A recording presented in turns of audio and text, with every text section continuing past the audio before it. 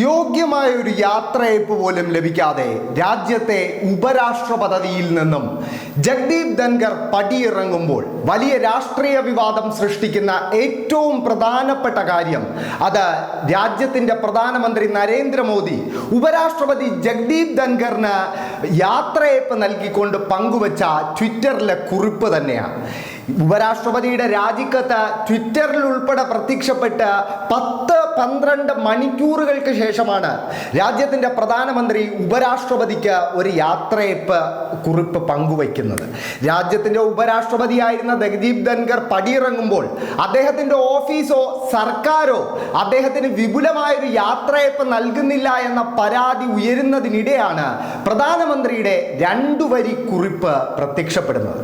നിങ്ങളിപ്പോൾ സ്ക്രീനിൽ കാണുന്ന ഈ 2 വരി ട്വീറ്റിൽ പ്രധാനമന്ത്രി നരേന്ദ്രമോദി പറയുന്നത് ജഗ്ദീപ് ധൻഖറിന് രാജ്യത്തെ സേവിക്കാൻ ഉപരാഷ്ട്രപതി പദവി ഉൾപ്പെടെ നിരവധി അവസരങ്ങൾ ലഭിച്ചുവെന്നും അദ്ദേഹത്തിന് നല്ല ആരോഗ്യം നേരുന്നു എന്നും മാത്രമാണ്. ഒരു ഘട്ടത്തിൽ പോലും ഉപരാഷ്ട്രപതിയായിരുന്ന കാലഘട്ടത്തിലെയോ ഗവർണറായിരുന്ന കാലഘട്ടത്തിലെയോ അദ്ദേഹത്തിൻ്റെ പ്രവർത്തനങ്ങളെ ഒന്ന് പ്രകീർത്തിക്കാനോ നല്ല വാക്കുകൊണ്ടൊന്ന് അഭിനന്ദിക്കാനോ പ്രധാനമന്ത്രി തയ്യാറാകുന്നില്ല എന്നത് തന്നെയാണ് ഈ കുറിപ്പിനെ ഒരു രാഷ്ട്രീയ വിവാദമാക്കി മാറ്റുന്നത്. അതിന് പ്രധാന കാരണം ഈ കുറിപ്പ് പങ്കുവയ്ക്കുന്നതിന് ഏതാനും മണിക്കൂറുകൾക്ക് മുമ്പ് പ്രധാനമന്ത്രി 2 പിറന്നാൾ ആശംസകൾ നേർന്നിരുന്നു.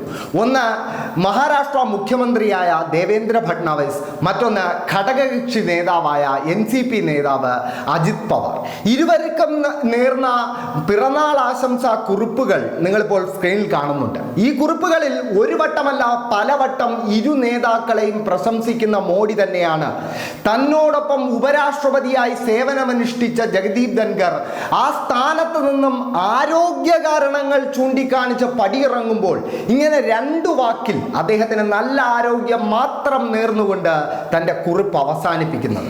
അതോടൊപ്പം കഴിഞ്ഞ ദിവസങ്ങളിൽ പാർലമെന്റിൽ നടന്ന ചില സംഭവങ്ങൾ അദ്ദേഹത്തിൻ്റെ ജഗ്ദീപ് ധൻഖറിൻ്റെ ഏറ്റവും അവസാനത്തെ ഉപരാഷ്ട്രപതി എന്ന നിലയിലുള്ള ചില തീരുമാനങ്ങൾ ഒക്കെ തന്നെ അദ്ദേഹത്തിൻ്റെ രാജിയിലേക്ക് നയിച്ചിട്ടുണ്ടോ എന്ന സംശയം ജനിപ്പിക്കുന്നുണ്ട്. അതിൽ ഏറ്റവും പ്രധാനപ്പെട്ട ഘടകം കഴിഞ്ഞ ദിവസം, അതായത് മൺസൂൺ സെഷന്റെ പാർലമെന്റിന്റെ മൺസൂൺ സെഷന്റെ ആദ്യ ദിനത്തിൽ രാജ്യസഭയിൽ ഉണ്ടായ ചില നാടകീയ രംഗങ്ങളാണ്.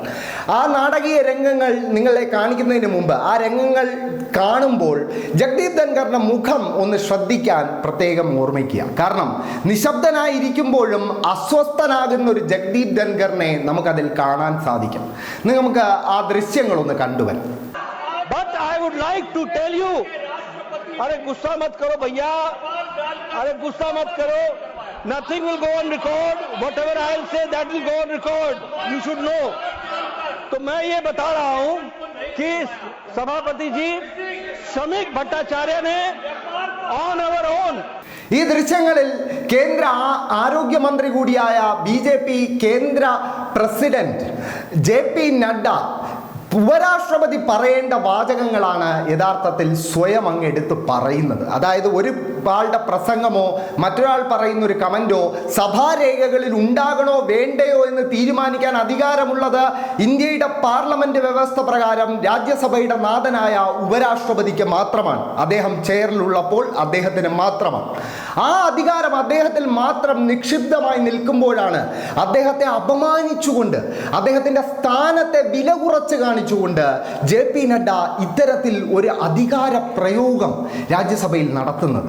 ഇതിനുശേഷവും ഒരു നാടകീയ സംഭവം പാർലമെന്റിൽ അരങ്ങേറി.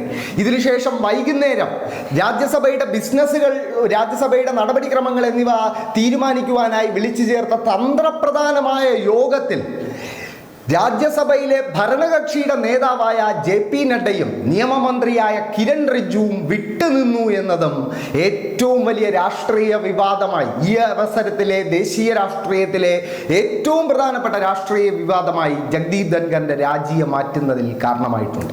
അതോടൊപ്പം ജഗ്ദീപ് ധൻഖറിന്റെ ഉപരാഷ്ട്രപതി എന്ന നിലയിലുള്ള ഏറ്റവും അവസാനത്തെ തന്ത്രപ്രധാനമായ തീരുമാനം, ആ തീരുമാനവും അദ്ദേഹത്തിന്റെ രാജിക്ക് കാരണമായോ എന്ന സംശയം ജനിപ്പിക്കുന്നുണ്ട്.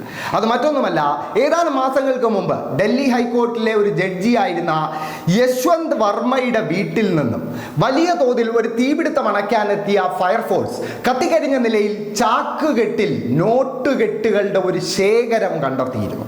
ഇത് സംബന്ധിച്ച വിവാദം ചെറിയ തോതിൽ ഉയർന്നു വന്നെങ്കിലും പിന്നീട് അത് കെട്ടടങ്ങുന്നതായി നമുക്ക് കാണാൻ സാധിച്ചു.